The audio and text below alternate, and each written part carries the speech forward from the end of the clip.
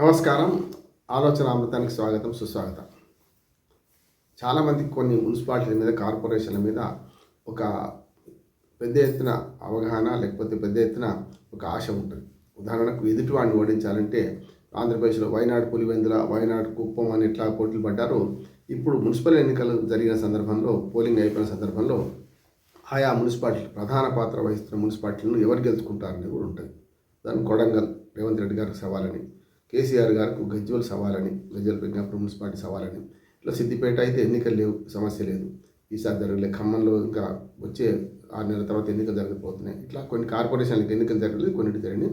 116 municipalities, 7 కార్పొరేషన్లకు ఎన్ని. హైదరాబాద్ ఎన్నిక ఇప్పటింత లేదు అని మనం చూసుకుంటే, మనకు జరిగిన వాటిలో చూసుకుంటే కొన్ని కీలకమైన స్థానాలు ఎవరు గెలుస్తారు అనే ఉత్కంఠ ఉంటుంది. ఎవరు గెలుస్తారంటే కార్పొరేట్, మన కౌన్సిలింగ్ స్థానాలు ఎంతమంది గెలుస్తారు, కార్పొరేట్ స్థానాలు మొట్టమొదటి ఈ పోటీ ఉంటుంది. తర్వాత ఆయా స్థానాలు చైర్పర్సన్లు కానీ మేయర్లను ఎవరు స్వాధీనం చేసుకుంటారు అనే దాని మీద ఉంటుంది. అందులో భాగంగా మాజీ ముఖ్యమంత్రి కేసీఆర్ గారు ప్రాతినిధ్యం వహిస్తున్న గజ్వేల్ ప్రజ్ఞాపూర్ మున్సిపాలిటీ మీద ఒక అవగాహన కొద్ది చైర్పర్సన్ ఎవరికి దక్కే అవకాశం ఉంది అనే దాని మీద మనం మాట్లాడుకుందాం. గజ్వేల్ ప్రజ్ఞాపూర్ మున్సిపాలిటీలో 20 కౌన్సిలర్ స్థానాలు ఉన్నాయి. 21కి ఎన్నికలు జరిగినాయి. చాలా వాట్లలో 80% పైగా పోలింగ్ జరిగిన సందర్భాలు చూస్తున్నాం. మంచి పోలింగే జరిగింది. కానీ రేపు రిజల్ట్ వచ్చే లెవెల్లో 20లో ఎన్ని కౌన్సిల్ స్థానాలు ఎవరు గెలుచుకుంటారు అనే ఒక అవగాహనకు వచ్చినప్పుడు ఖచ్చితంగా కాంగ్రెస్ పార్టీ ఎక్కువ గెలుచుకుంటుందని ఒకటి ఉన్నది. తర్వాత స్థానం బీఆర్ఎస్, తర్వాత స్థానం బీజేపీ ఉంటుంది. రాష్ట్రంలో ఎట్లా ఉంది ఇక్కడ కూడా అట్లాగే ఉంటుందని అంటుండేది. కాకపోతే ఇక్కడ కోఆప్ట్ చేసుకునే మెంబర్లు ఎంతమంది చేసుకున్నారని చూస్తే రేపు రిజల్ట్ చైర్పర్సన్ ఎవరు ఎన్నిక అవుతారనేది కూడా మనం అవగాహనకు వచ్చే ప్రయత్నం చేస్తాం. ఊహాజనిత ప్రశ్న ఏం కాదు. ఇప్పటికీ ఎవరైతే కోఆప్ట్ చేసుకున్న అదనంగా రాజ్యసభ, లోక్సభ, అట్లానే ఎమ్మెల్సీలు, ఎంపీలు చేసుకున్న దాన్ని బట్టి చూస్తే గజ్వేల్ ప్రజ్ఞాపురం మున్సిపాలిటీలో బీఆర్ఎస్ పార్టీ తరఫున 4 కోఆప్ట్ చేసుకున్నారు. మాజీ ముఖ్యమంత్రి, లోకల్ ఎమ్మెల్యే ఆయన అక్కడే ఓటేస్తారట గజ్వేల్ ప్రజ్ఞాపురం మున్సిపాలిటీలో రేపు చైర్పర్సన్ ఎన్నికల్లో. దాంతోపాటు మన అంటే బీఆర్ఎస్ పార్టీ నుంచి చెప్తున్నాను, ఎమ్మెల్సీ యాదవ్ రెడ్డి ఉమ్మడి జిల్లా వారు అక్కడే వేసుకుంటారు. గజ్వేల్ లోకల్ ఓటర్లు కూడా వారు కూడా. దాంతోపాటు దేశపతి శ్రీనివాస్ ఇంకొకరు. మొత్తం మీద 4 ఏదైతే మన 2 ఎమ్మెల్సీలు, 3 ఎమ్మెల్సీలు, 1 ఎమ్మెల్యే, 4 కూడా అక్కడ గజ్వేల్ ప్రజ్ఞాపూర్ మున్సిపాలిటీలో రేపు చైర్పర్సన్ ఎన్నికలు ఓటేయడానికి ఆల్రెడీ ఆప్షన్ ఇచ్చేశారు అక్కడ. ఇక బీజేపీ నుంచి మరి విచిత్రంగా రఘునందన్ రావు మెదక్ ఎంపీ, ఆయన గజ్వేల్కే ఇచ్చారు బీజేపీ తరఫున ఓటేయడానికి. తరఫున తర్వాత 2 ఎమ్మెల్సీలు కూడా వాళ్ళు మొత్తం 3 అక్కడ ఇచ్చారు. అంటే ఏమైంది, ఇప్పుడు 20 మంది కౌన్సిలర్లో ఎవరు 11 మంది ఎన్నికైతే వాళ్ళు గెలవాలి. లెక్క అయితే 11 మంది ఎన్నికైనాక కూడా గెలవకుండా ఉండేది 8 మంది 9 మంది ఎన్నికైనాక కూడా ఇంకో పార్టీ వాళ్ళు వచ్చే అవకాశం ఎందుకు ఉంటుంది అంటే, ఇక్కడ 7 కోఆప్ట్ చేసుకున్నారు. బీఆర్ఎస్ నుంచి 4, అట్లాగే బీజేపీ నుంచి 3. కనుక మొత్తం ఎన్ని ఓట్లు 27 అయినాయి. 27 కావడం వల్ల ఏమైందంటే 14 ఓట్లు ఎవరికి వస్తారో వాళ్ళు చైర్పర్సన్. 14 ఓట్లు ఎవరికి వస్తే వాళ్ళు చైర్పర్సన్. కనుక 14 ఓట్లు రావాలంటే ఏం చేయాలి, ఇప్పుడు 11 వస్తే 20లో 11 వస్తే గెలిచే పోతుంది. ఇప్పుడు మొత్తం మారింది. మారే క్రమంలో రేపు పొద్దున ఎవరికి ఎన్ని వస్తాయి దాన్ని బట్టి ఎవరికి అవకాశాలు ఉంటాయి. కాంగ్రెస్ పార్టీకి ఒక్కరు కూడా కోఆప్ట్ చేసుకోవాలి. అక్కడి నుంచి ఎమ్మెల్యే లేరు వాళ్ళకు. అట్లా అంటే గజ్వేల్ నియోజకవర్గం మీద అంటే ఎమ్మెల్సీలు కానీ, లేకుంటే రాజ్యసభ సభ్యులు కానీ, లోక్సభ సభ్యులు కానీ, మన మిగతా వాళ్ళని చేసుకోవచ్చు. కానీ వాళ్ళు చేసుకోవాలి. గజ్వేల్ మీద ఆశ వదిలిపెట్టానంటే అని ఒక మాట వస్తుంది. కానీ కాంగ్రెస్ పార్టీకి అవకాశం ఒక్క అవకాశం ఏంటంటే 14 సీట్లు గెలుచుకుంటే అవకాశం ఉంటుంది. ఒకవేళ కౌన్సిలర్ల స్థానాలు 20లో 14 వాళ్ళే సొంతంగా గెలుచుకుంటే మాత్రమే వాళ్లకు మనకు చైర్పర్సన్ స్థానం దక్కే అవకాశం ఉంది. 20లో 14 గెలుచుకోవాలి. అది ఎంత కష్టమో అందరికీ తెలుసు. కనుక వస్తుందా రాదా అని ఊహించాలి. నిజంగానే వస్తే చెప్పలేము. 20లో 14 స్థానాలు కనుక గజ్వేల్లో వస్తే ఇక ఇంకోటి ఏంది, రాష్ట్రం అంతా అది రిజల్ట్ ఉన్నట్లు లెక్క. అంటే అంత బంపర్ మెజార్టీ, స్వీప్ అన్నట్టు, క్లీన్ స్వీప్ అన్నట్టు ఉంటుంది. వస్తుందా రాదా మనం ఊహించుకోవచ్చు. నెంబర్ 1. రెండోది ఏంటంటే అంత రావని నేను అనుకుంటున్నాను.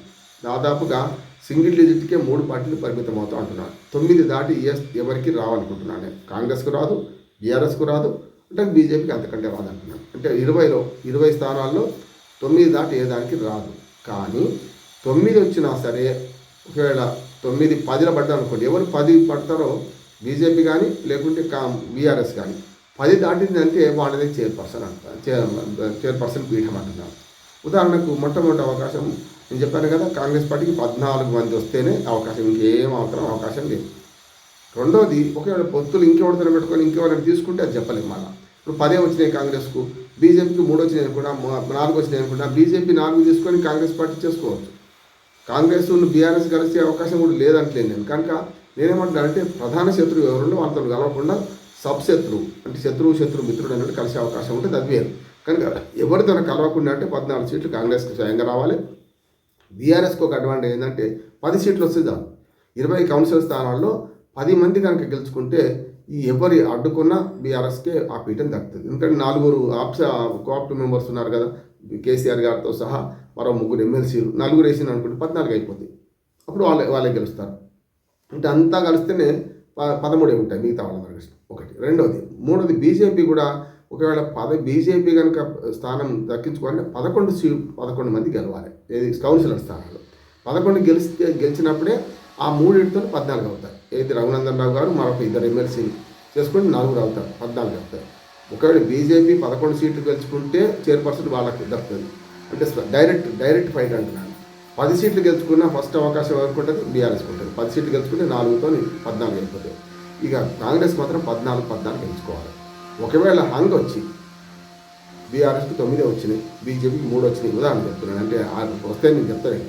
కాంగ్రెస్ పార్టీకి నా 9 3 12 అయితే ఇంకో 8 వచ్చినాయి అనుకోండి, అప్పుడు ఈ 14 ఎవరికి రీచ్ అవుతారో వాళ్ళు చైర్మన్ అవుతారు. ఉదాహరణకు 9 బీఆర్ఎస్కి వచ్చి 3 బీజేపీకి వస్తే 12 అవుతాయి. అయినాక ఆటోమేటిక్గా మన వీళ్ళు స్థానాలు ఉంటాయి కదా, మనం కోఆప్ట్ చేసుకుని 7 స్థానాలు ఉన్నాయి, వాళ్ళంతా కలిసి 20 అయిపోతారు. అవుతుంది పెద్దగా ఏముండవు కదా.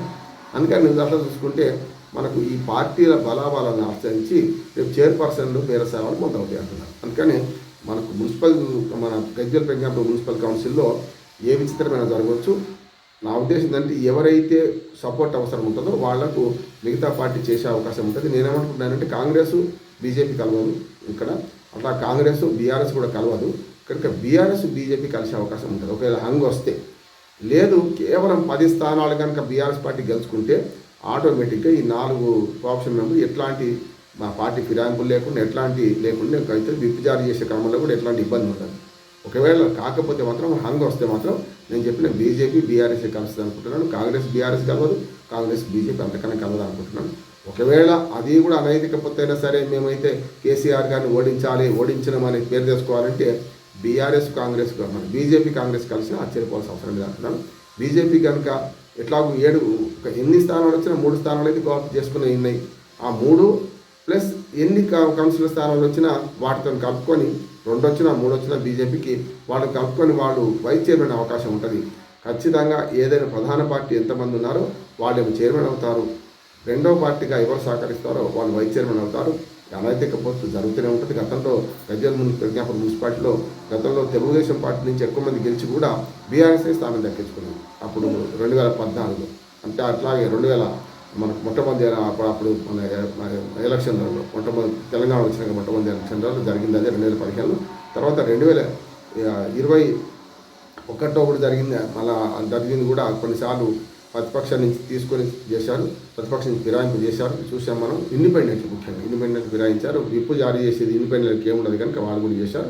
ఇప్పుడు కూడా ఇండిపెండెంట్ స్థానాలు ఎవరికి గెలిచే అవకాశం లేదు.